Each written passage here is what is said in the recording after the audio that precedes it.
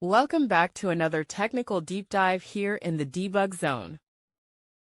Today we're tackling a big question and breaking it down with insights from other users. Hopefully this clears up some misconceptions and helps you get the answer you need. So buckle up, stay a little curious, and let's jump right in.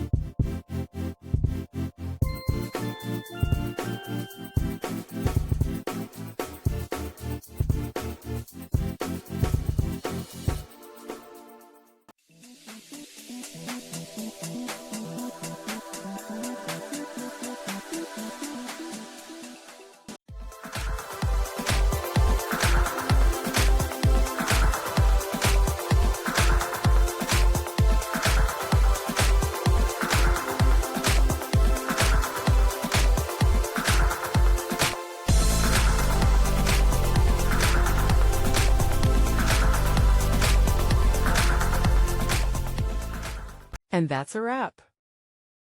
I hope you found the answer you were looking for. If you did, take a second to hit that subscribe button. It really helps out. And let me know in the comments which solution worked best for you. See you next time in the debug zone.